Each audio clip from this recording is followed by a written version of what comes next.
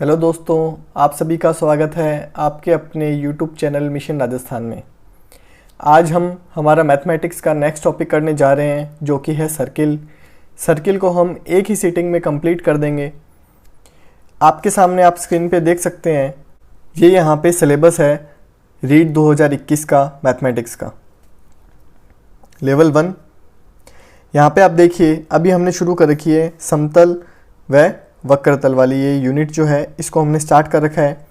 इसके अंदर जो बिंदु की विशेषताएं हैं, रेखा, किरण, रेखाखंड, कोण व उनके प्रकार, ये हम कर चुके हैं। नेक्स्ट है लंबाई, भार, धारिता, समय, क्षेत्र मापन और उनकी मानक इकाइयाँ। ये अभी हमारा ये वाला टॉपिक बाकी है। समतल व वक्रतल, समतल व ठोस ज्यामितीय आकृतियाँ, समतल ज्यामितीय आकृतियों की विशेषताएं, ये वाला जो सिलेबस है इसको भी हमने फिनिश करने का टारगेट ले रखा है। आज और इससे नेक्स्ट वाली क्लास, उसके अंदर हम करेंगे रेक्टेंगल्स। उसके बाद में हमारा ये पूरा टॉपिक जो है आप यहाँ पे देख रहे हैं ये कंप्लीट हो जाएगा। और उसके बाद में हम शुरू करेंगे क्षेत्र मापन, आयताकार वस्तुओं का पृष्ठ तल का क्षेत्रफल और उनका परिमाप। इसके साथ ही हमारी 90% ये वाली यूनिट कंप्लीट हो जाएगी। एक छोटा सा जो टॉपिक है जिसको बोलते हैं standard units, SI units of length, weight, time and area. इस जो यूनिट्स होती हैं मैथमेटिक्स की, मानक इकाइयाँ जो होती हैं, वो हमें पढ़नी है। और इस तरीके से हम हमारे सिलेबस का सबसे डिफ़िकल्ट पार्ट कंप्लीट कर लेंगे इस चैनल पे। चलिए आज का हम टॉपिक शुरू करते हैं जो कि है सर्कल। अब वृत्त क्या होता है, इसको हिंदी में बोलते हैं वृत्त। अब वृत्त क्या होता है, आपने अपने चारों तरफ जो सर्किल है उसके बहुत सारे डेली लाइफ में एग्जांपल्स देखे हैं। जैसे जो हमारे 2 व्हीलर्स या 4 व्हीलर्स होते हैं, उनके जो टायर होते हैं, हमारी वॉचेस होती हैं, उसके बाद में हमारी रिंग्स होती हैं। जैसे मैंने ये कड़ा पहन रखा है, ये भी क्या एक सर्किल का एग्जांपल है। इस तरीके से हम चारों तरफ सर्किल से घिरे हुए हैं। फिर भी अगर मैं समझने के पर्सपेक्टिव में बात करूं तो वृत्त क्या होता है, एक स्थिर बिंदु जो होता है, एक स्थिर बिंदु होना वृत्त के लिए बहुत इंपॉर्टेंट है। मैंने ले लिया है एक निश्चित बिंदु और उससे मैं ले रहा हूँ एक निश्चित दूरी। अब इस निश्चित दूरी के जो सभी बिंदु हैं, मतलब इस बिंदु से सभी की दूरी जो है वो निश्चित होनी चाहिए। मैंने यहाँ पे डॉट लगाया, उसके बाद में ये डॉट लगाया, उसके बाद में ये डॉट लगाया, तो इनकी जो दूरी है वो सब निश्चित है। अगर मैं इस पूरे समूह को जब मैं इकट्ठा करूँगा तो मुझे क्या मिलेगा, एक वृत्त मिलेगा। मैं आपको एक इसका एग्जाम्पल दे देता हूँ। ये मैंने प्रकार लेके क्या किया, ये दूरी निश्चित कर दी।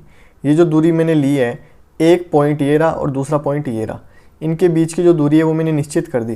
तो अब देखिए क्या होगा,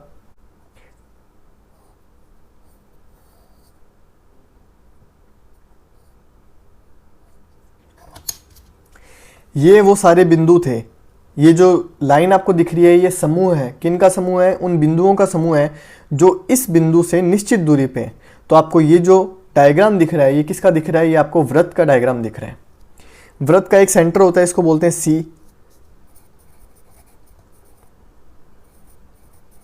इसको हिंदी में केंद्रक बोलते हैं। और इसकी एक त्रिज्या होती है, रेडियस। त्रिज्या आप समझ गए होंगे कि क्या होगा, त्रिज्या हमेशा समान होती है। केंद्र से परिधि, इसको परिधि बोलेंगे। केंद्र से परिधि की जो बीच की दूरी होती है उसको बोलते हैं त्रिज्या। और त्रिज्या का 2 गुना क्या होता है, व्यास होता है। आपको यहाँ पे क्या देखना है, एक तो देखना है त्रिज्या, एक देखना है व्यास, और एक है हमारा केंद्रक। अब ये हमारा हो गया केंद्रक, ये हमारी होगी त्रिज्या। यहाँ से लेके इसको R बोलते हैं, रेडियस इंग्लिश में, तो मैंने R लगा दिया। त्रिज्या का 2 गुना कर देंगे तो वो बन जाता है व्यास।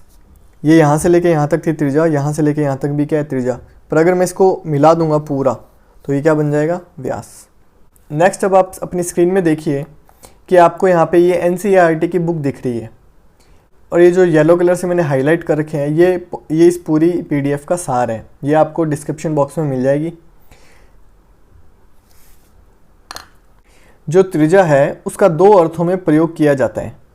एक तो है रेखाखंड के रूप में तथा इसकी लंबाई के रूप में। रेखाखंड के रूप में कैसे प्रयोग में लिया जाता है, आप समझ सकते हैं कि इसका स्टार्टिंग बिंदु फिक्स होता है और इसका अंतिम जहाँ पे इसका अंत होता है वो ये फिक्स होता है। तो ये बन गया एक रेखाखंड का उदाहरण। और दूसरा है इसका लंबाई। इसकी लंबाई जो होती है वो निश्चित होती है, इसलिए त्रिज्या से हमें दो मतलब समझने हैं। नेक्स्ट अगर आप देखेंगे कि एक वृत्त, आप यहाँ देखिए, एक जब वृत्त बनता है तो वो किसी सरफेस को तीन भागों में बांट देता है। एक तो वो भाग जो वृत्त के बाहर है, एक वो भाग जो वृत्त के अंदर है, और एक वृत्त खुद। ये जो लाइन मैं खींच रहा हूँ, ये जो लाइन मैं ड्रॉ कर रहा हूँ, एक ये वाला, यहाँ देखिए, ये पूरा आपको क्या दिख रहा है, ये सरफेस दिख रहा है। इस सरफेस को इस वृत्त ने तीन भागों में बांट दिया। पहला जो है वृत्त के बाहर है, ये जो पूरा हिस्सा है ये वृत्त के बाहर है। ये जो अंदर वाला है ये वृत्त के अंदर है, और ये वाला जो हिस्सा आपको दिख रहा है ये है वृत्त खुद। तो इसके बन गए तीन हिस्से। अब हम बात करेंगे वृत्त की जीवा क्या होती है, वृत्त का चाप क्या होता है।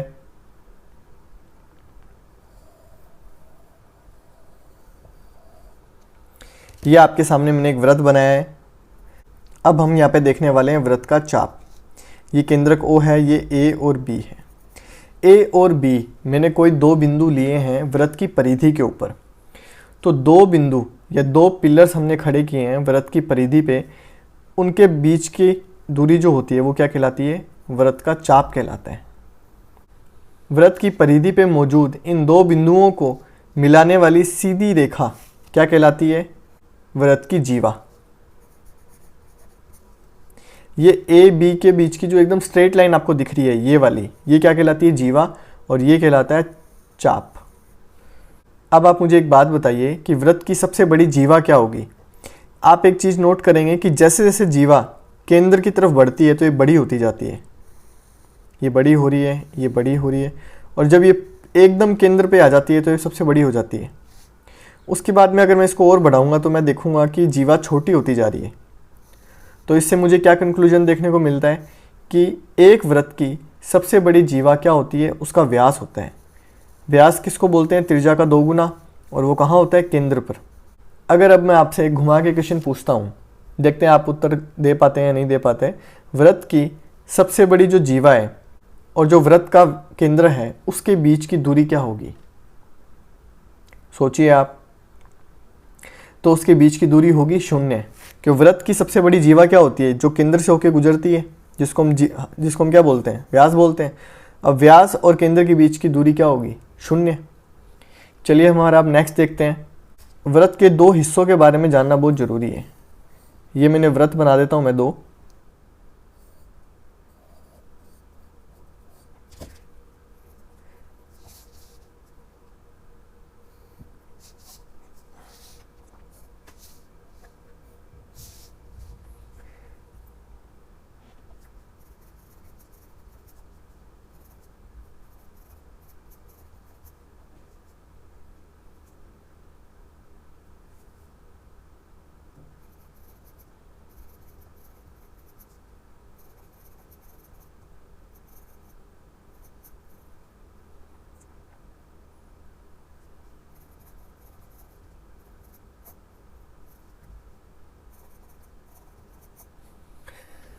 ये आपके सामने आपको दो डायग्राम दिख रहे हैं, पहला और दूसरा।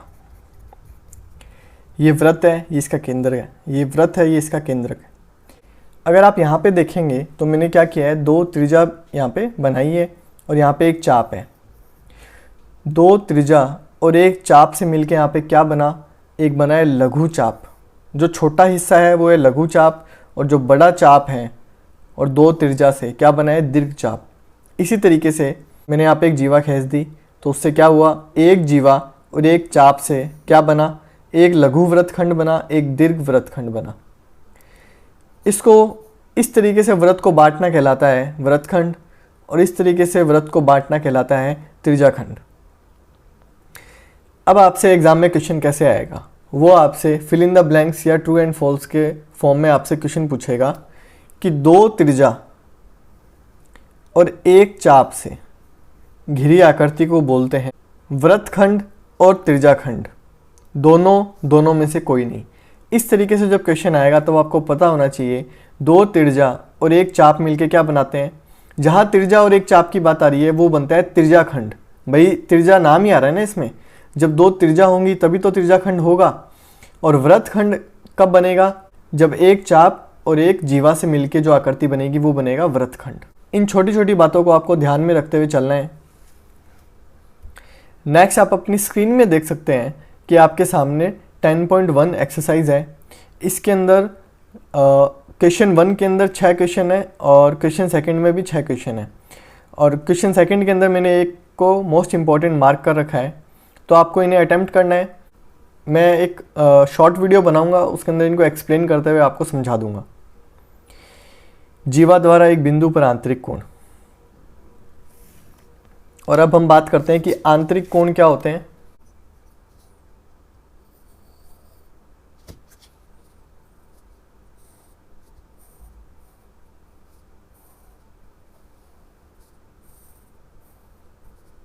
ये सर्किल मैंने ड्रॉ किया है, इसके अंदर मैंने रफ ट्रायंगल्स बना दिए हैं समझाने के पर्पज़ से। ये मैंने एक जीवा ड्रॉ की, उसके ऊपर एक ये ट्रायंगल आपको दिख गया। ये ए है, ये बी है और ये ओ है। ये हमारा केंद्रक है। तो एक्स वाई, ए एक्स वाई एक ट्रायंगल है, बी एक्स वाई एक ट्रायंगल है, ओ एक्स वाई भी एक ट्रायंगल है। तो ये जो कोण आपको दिख रहे हैं ये क्या कहलाते हैं? आंतरिक कोण कहलाते हैं। और ये वाला कोण जो होता है ये एक विशेष कोण होता है, इसको बोलते हैं केंद्र पर आंतरिक कोण। बस इसको समझना ही है आपको। चलिए एक बात और समझ लीजिए आप इसी डायग्राम से कि जितनी बड़ी जीवा होगी, अगर ये जीवा मैं यहाँ पे कर देता हूँ तो ये क्या करेगी? केंद्र से छोटा कोण बनाएगी। चलिए मैं आपको एक नया डायग्राम ही बना देता हूँ, यहाँ पे ज़्यादा छोटा छोटा हो जाएगा। अगर मैं एक यहाँ पे छोटी जीवा खींचता हूँ तो ये केंद्र पे छोटा कोण बनाएगी, और अगर मैं बड़ी जीवा खींचता हूँ तो ये केंद्र पे आप देख सकते हैं ये बड़ा कोण बनाएगी। तो ये भी एक जीवा की विशेषता होती है कि बड़ी जीवा केंद्र पे बड़ा कोण बनाती है और छोटी जीवा केंद्र से छोटा कोण बनाती है। जीवा की विशेषताएं देखते हैं। ये हमारा केंद्र है। यहाँ पे मैं आपको एक प्रॉपर्टी बताता हूँ कि केंद्र से समान दूरी की जो जीवाएं होती हैं वो केंद्र पर समान कोण बनाती हैं। मैं यहाँ पे 2 सेंटीमीटर की जीवा खींचता हूँ।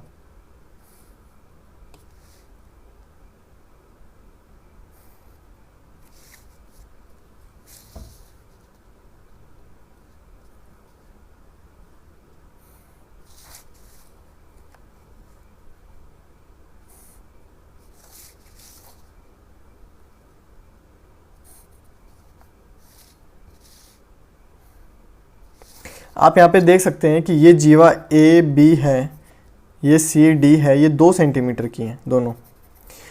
ये जो केंद्र पे आंतरिक कोण बन रहे हैं ये कोण आपस में बराबर होंगे। आप इसको ऐसे ना समझें कि ये वर्टिकल अपोजिट एंगल हो गए, ये जीवा की एक विशेषता होती है। अगर मैं यहाँ पे भी एक 2 सेंटीमीटर की एक जीवा खींच दूँ कि वो कोण भी बराबर आएगा। यहाँ पे ये वर्टिकल अपोजिट एंगल नहीं है, फिर भी ये कोण बराबर होगा। ये एक जीवा की विशेषता होती है, ये बात आपको ध्यान में रखनी है। ये जो बातें हैं ये सब लास्ट में सम अप होके एक इम्पॉर्टेंट क्वेश्चन के फॉर्म में आपके एग्ज़ाम में आती हैं। तो आपको ये जो बातें जो मैं बता रहा हूँ ये जीवा की विशेषता होती है, इस तरीके से दीर्घ चाप बनता है, ऐसे लघु चाप बनता है, ये आपको ध्यान रखना है। अगर इस प्रॉपर्टी को कि केंद्र 2 समान लंबाई की जीवाएँ केंद्र पर समान कोण बनाती हैं, अगर मैं इसको रिवर्स बोलना चाहूँ कि केंद्र पर समान कोण बनाने वाली जीवाएँ आपस में लंबाई में बराबर होती हैं, तो वो भी एकदम सही है। नेक्स्ट हम देखते हैं, एक वृत्त के केंद्र से एक जीवा पर डाला गया लंब जीवा को समद्विभाजित करता है।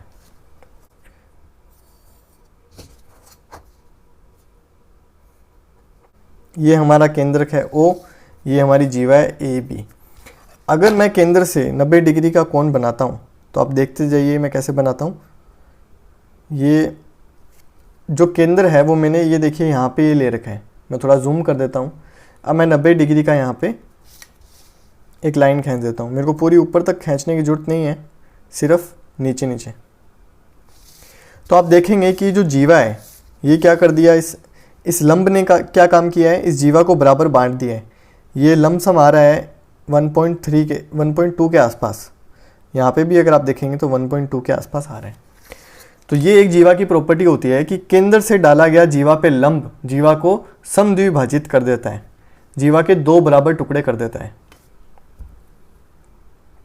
अगर मैं इस प्रॉपर्टी का रिवर्स बोलूं तो कि अगर केंद्र से कोई रेखा खींची गई है जो कि उस जीवा को बराबर बराबर हिस्सों में बांट रही है, तो वो जो रेखा है वो क्या है, उस जीवा पे 90 डिग्री का कोण बना रही है, मतलब उस जीवा पे वो लंब है। जीवा की एक प्रॉपर्टी ये भी होती है कि दो समान जीवाएं जो होती हैं, एक वृत्त के अंदर दो समान जीवाएं जो होती हैं वो केंद्र से समान दूरी पे होती हैं। अगर मैं बोलूँ ये लगभग 1.2 आ रहा था, ये 1.2 हो गया, तो ये हो गया 2.4 सेंटीमीटर। अगर ये जीवा भी क्या है 2.4 सेंटीमीटर आती है, तो ये जो दूरी आप देख रहे हैं यहाँ से लेके यहाँ तक और यहाँ से लेके यहाँ तक, ये भी आपस में बराबर होंगी। ये मान लेते हैं 1 सेंटीमीटर है, तो ये भी 1 सेंटीमीटर होगी। अब जीवा के ऊपर आपको 3 बातों का ध्यान रखना है। अगर जो जीवा है वो समान लंबाई की हैं, दो जीवाएं अगर समान लंबाई की हैं तो वो केंद्र पर समान कोण बनाएंगी। इसका उल्टा भी सही है, अगर समान कोण बन रहा है केंद्र पर तो दोनों जीवाएं लंबाई में समान हैं। दो समान लंबाई की जीवाएं केंद्र से बराबर दूरी पे होती हैं। और तीसरी बात, केंद्र से डाला गया जीवा पे लंब उस जीवा को समद्विभाजित कर देता है। ये 3 बातों का आपको जीवा के ऊपर विशेष ध्यान रखना है। और अब आप चलिए स्क्रीन पे, क्योंकि ये एक इजी सा कंसेप्ट ही है, 3 बिंदुओं से जाने वाला वृत्त, ये आप अपनी स्क्रीन पे देख सकते हैं। एक रेखा को निर्धारित करने के लिए 2 बिंदु पर्याप्त होते हैं। हम बात कर चुके हैं ये वाली बात, रेखाखंड, रेखा, बिंदु, जब हमने वो वीडियो बनाया था उसमें ये बात मैं आपको बता चुका हूँ।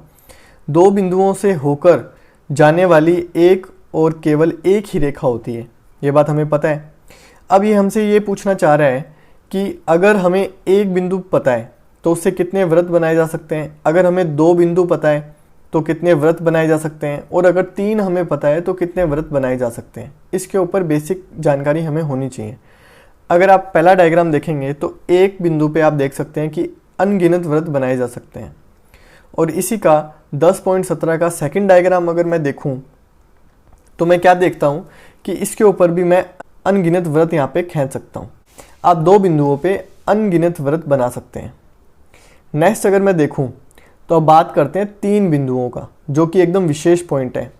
अगर 3 बिंदु सहरेखीय बिंदु है, सहरेखीय बिंदु मतलब वो तीनों बिंदु एक ही रेखा पर आ रहे हैं, ये A और ये B, ये A, ये B और ये वाला C, ये तीनों एक ही रेखा पे हैं, तो या तो C बाहर होगा या फिर C क्या होगा, अंदर होगा। ये A से C तक अगर मैं प्रकार को खोल के वृत्त बनाऊंगा तो B अंदर आ जाएगा। तो आप 3 सहरेखीय बिंदुओं से एक वृत्त नहीं खींच सकते। अगर 3 बिंदु असहरेखीय हैं, मतलब तीनों ही बिंदु अलग अलग हैं, तो उनसे मात्र और मात्र एक वृत्त खींचा जा सकता है। इन छोटी छोटी बातों का आपको विशेष ध्यान रखना है। नेक्स्ट देखते हैं समान जीवाएं और उनके केंद्र से दूरी। ये मैं आपको बता चुका हूँ, समान जीवाएं केंद्र से समान दूरी पर होती हैं। एक वृत्त में असंख्य जीवाएं हो सकती है। व्यास जो वृत्त का सबसे बड़ी जीवा होती है, केंद्र से उसकी दूरी क्या होती है, 0 होती है। ये सभी बातें मैं आपको इस वीडियो के शुरुआत में बता चुका हूँ। 10.6 पर में जो बोल रही है वो बात भी हम कर चुके हैं। नेक्स्ट देखते हैं एक वृत्त के केंद्र से समस्त दूरी जीवाएं लंबाई में समान होती हैं, ये बात भी मैं आपको बता चुका हूँ। ये आप देख रहे हैं कितनी महत्वपूर्ण बातें हैं।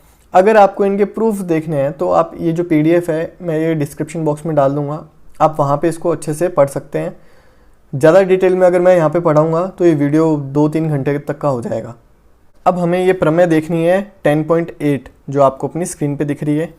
चलिए आप मेरे नोट्स पे आ जाइए। ये मैंने एक वृत्त ड्रॉ किया है और मैं यहाँ पे इसका एक जीवा बना देता हूँ। अब ये प्रमेय ये कह रही है कि केंद्र पे बनाया गया जो कोण होता है, जो आंतरिक कोण केंद्र पे बनता है, वो 2 गुना होता है बाकी कहीं भी इस वृत्त के अंदर कहीं पे भी मैं जब बनाऊंगा आंतरिक कोण उसका। अब मैं इनको नाम दे देता हूँ A, B, O और C। तो एंगल ACB, ACB का मतलब ये वाला एंगल, और एंगल ये वाला AOB। ACB वाला जो कोण है और ये जो कोण है, इनके बीच में क्या रिलेशन होता है? AOB वाला जो कोण होता है ACB का 2 गुना होता है। ये रिलेशन आपको बहुत अच्छे से ध्यान रखना है। वापस से आप स्क्रीन में चलिए, आप देख सकते हैं 10.8 के अंदर हमें ये अच्छे से समझाया गया है और हमें सिर्फ इसका कंक्लूजन ही याद रखना है रीट के एग्ज़ाम को ध्यान में रखते हुए। एक ही वृत्तखंड के कोण बराबर होते हैं। चलिए 10.9 को मैं समझाने के लिए आपको वापस से एक बार अपने नोट्स पे ले आता हूँ। आप वापस से नोट्स पे आ जाइए। ये बात बोल रहा है कि अगर मैं यहाँ पे एक वृत्तखंड इसको बना देता हूँ, तो मैंने एक जीवा ड्रॉ की, अब वृत्तखंड बन गए। अब अगर मैं कितने भी यहाँ पे आंतरिक कोण बना लूँ, ये सब क्या होंगे, आपस में बराबर होंगे। ये जो कोण बन रहे हैं ये सब क्या है, बराबर हैं। इस चीज़ का आप ध्यान रखें। इसी के साथ में एक छोटी सी बात और है कि अर्धवृत्त पे, ये अर्धवृत्त कब होगा, जब मैं जीवा पे, जो जीवा है वो व्यास के ऊपर मैं ड्रॉ कर दूंगा। यही मेरी जीवा है, यही मेरा व्यास है। जब मैं इसके ऊपर अर्धवृत्त पे जब मैं आंतरिक कोण बनाऊंगा, तब ये क्या बनेगा, 90 डिग्री का बनेगा। इस बात का आप ध्यान रखें। एक अर्धवृत्त के अंदर अनंत 90 डिग्री के या आंतरिक कोण बनाए जा सकते हैं, इसका भी आप ध्यान रखें। अब चक्रीय चतुर्भुज क्या होता है? चक्रीय चतुर्भुज के बारे में आपको सिर्फ एक बात ध्यान रखनी है। ये मैं 4 बिंदु ले लेता हूं और इनको ऐसे रफली मिला देता हूं मैं।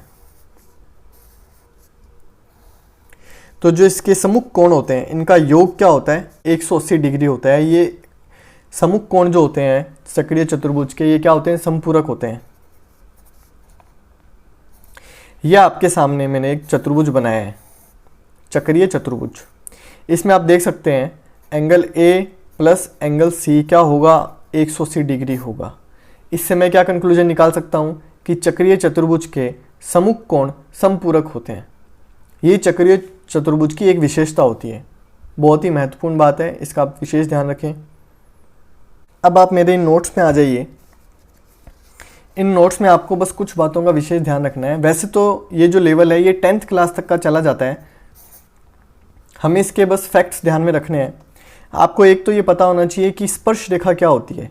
एक वृत्त जो होता है, वृत्त की परिधि पर स्थित किसी एक बिंदु पर केवल एक ही स्पर्श रेखा खींची जा सकती है और वह वृत्त की त्रिज्या पर लंब होती है। ये मैं वृत्त बना देता हूँ और ये मेरी त्रिज्या है, तो स्पर्श रेखा मैंने ड्रॉ कर दी। तो इसको सिर्फ आपको देखना है कि ये सिर्फ एक ही बिंदु पे इसको टच कर रही है और ये इसके लंबवत है, 90 डिग्री का ये कोण बना रही है। ये स्पर्श रेखा होती है। स्पर्श रेखा की कुछ विशेषताएं होती हैं जो आपको यहाँ इन ऊपर वाले पॉइंट्स में देखनी है। किसी एक बाह्य बिंदु से किसी एक वृत्त पर अधिकतम 2 स्पर्श रेखाएं खींची जा सकती है। एक बिंदु से अधिकतम 2 स्पर्श रेखाएं खींची जा सकती है। आप ये देख सकते हैं, ये वृत्त है, ये बाहरी बिंदु है। इससे मात्र और मात्र मैं 2 स्पर्श रेखा खींच सकता हूँ, जो कि है PB और PA, और वे लंबाई में समान होंगी। इस बात का आप ध्यान रखें। PA और PB क्या होंगी, स्पर्श रेखाएं होंगी और दोनों की लंबाई क्या होगी, बराबर होगी। अब आप ये जो डायग्राम है ये बहुत इंपॉर्टेंट है, इससे हम काफ़ी सारे कंक्लूजन देख सकते हैं। PA और PB मैंने 2 स्पर्श रेखाएं खींची और मैंने क्या किया, इन दोनों स्पर्श रेखाओं को भी मिला दिया। किससे, LN से। तो आप देखेंगे L अपने आप में क्या बन गया, वो बाह्य बिंदु बन गया जिससे हमने 2 स्पर्श रेखाएं खींच दी हैं, LB और LM। और N भी अपने आप में बाह्य बिंदु बन गया जिससे हमने 2 स्पर्श रेखाएं खींच रखी हैं, जो है NA और NM। तो रिलेशन क्या बनेगा, LB किसके बराबर होगा, LM के, ये हमने लिख दिया। NA बराबर होगा NM के, ये हमने यहाँ पे लिख दिया। और एक रिलेशन जो आपको ध्यान में रखना है, PL प्लस में LM किसके बराबर होगा, PN बराबर में NM के। ये रिलेशन भी मैंने यहाँ पे लिख दिया। अगर आप ध्यान में रख सकते हैं तो आप इन 3 प्रॉपर्टीज़ को ध्यान में और रख लीजिए, थोड़ा सा सेफ साइड में जाने के लिए और थोड़ा सा और एक्स्ट्रा कॉन्फिडेंस गेन करने के लिए कि हमारी रीट की तैयारी एकदम ज़बरदस्त है। किसी वृत्त की 2 जीवाएं आगे बढ़ने पर एक दूसरे को बाह्य प्रतिच्छेद करे तो, ये मैंने जीवाएं ड्रॉ की AB और CD। मैंने क्या किया, इन जीवाओं को आगे बढ़ाया तो वो वृत्त से बाहर चली गई। वृत्त से बाहर जाके वो एक P बिंदु पर एक दूसरे को उन्होंने काटा। तो रिलेशन क्या बनेगा, PA into PB, PA into PB किसके बराबर होगा, PC इंटू PD के। और इसी को जोड़ तोड़ के मैंने क्या किया, PA तो मैंने यहीं रखा, इस PB को मैंने इधर भेज दिया और यहाँ से PC को मैं इधर ले आया, तो क्या बना, ये यहाँ पे गुणा में इधर आके भाग में आ जाएगा।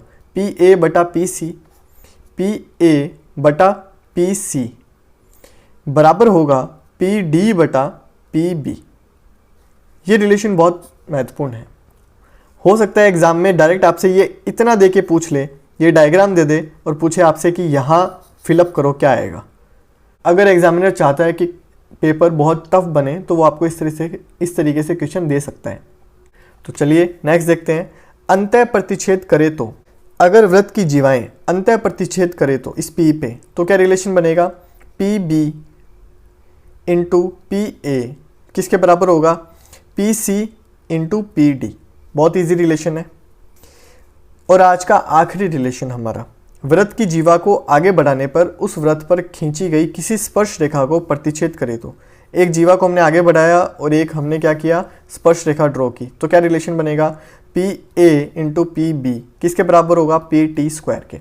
बस इतने रिलेशन हमें ध्यान में रखने हैं। तो सर्किल के अंदर मैक्स टू मैक्स इतना ही मटेरियल है, छोटी छोटी बातें हैं, बहुत इजी टॉपिक है। अब हम इसका जो नेक्स्ट वीडियो है जो कि आने वाला है चतुर्भुज के ऊपर, उसको करने के बाद में हम यहाँ पे प्रीवियस ईयर के क्वेश्चंस और साथ में प्रैक्टिस सेट यहाँ पे सॉल्व करवाएंगे और उससे आपका जो मैथ्स का रीट लेवल 1 मैथ्स का सबसे डिफ़िकल्ट पोर्शन है उसकी ज़बरदस्त तैयारी हो जाएगी। अगर आपको इस क्लास का पढ़ाया हुआ समझ में आया है तो आप इस वीडियो को लाइक कर सकते हैं, अपने दोस्तों के साथ शेयर भी कर सकते हैं।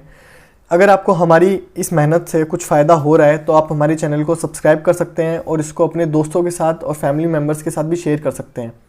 रीट की डेट अनाउंस हो चुकी है, आप अपना जी जान लगाते हुए रीट की तैयारी करते रहें। इस बार हमें किसी भी हाल में इस मौके को जाने नहीं देना है। घर में रहें, अपना और अपने घर वालों का ध्यान रखें। धन्यवाद।